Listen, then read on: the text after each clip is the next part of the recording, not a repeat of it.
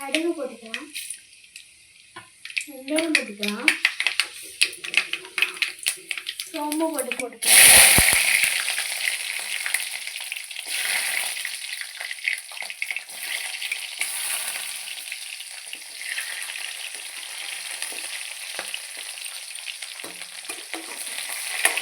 கிண்டி விட்டுக்கலாம்.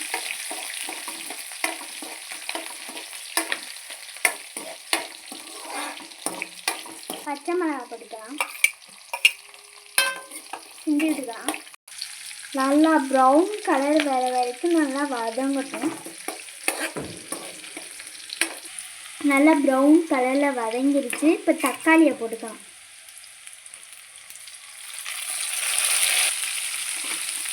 நல்லா கிண்டி விட்டுக்கலாம். நல்லா வதங்கிடும்.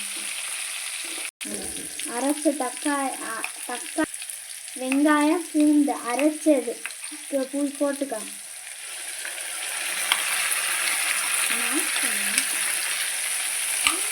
இப்போ கிண்டிக்கலாம்.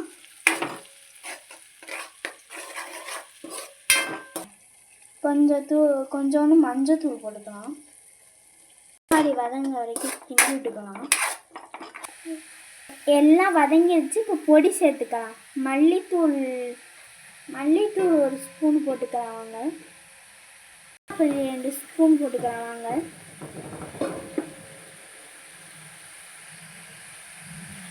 விட்டுக்கலாம். அப்படியே எண்ணெயிலே வதங்கினாதான் நல்லாயிருக்கும்.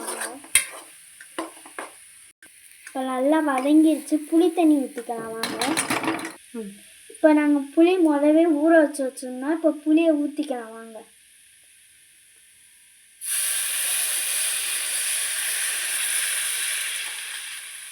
கொத்தனாப்பில் கிண்டி விட்டுக்கலாம் வாங்க. நல்லா கிண்டி விட்டுக்கிட்டாச்சு. இப்போ விட்டுக்கலாம். கொஞ்சம் நேரம் கொதிக்க வைக்கலாம் வாங்க. மூடி போட்டுடலாம் வாங்க. நல்லா கொதிக்கட்டும்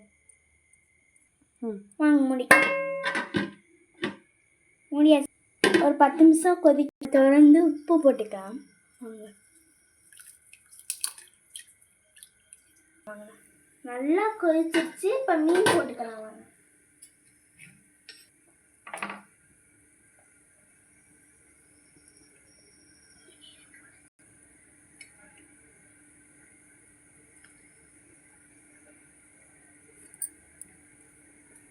இப்போ லைட்டாக கிண்டி விட்டுக்கலாம்.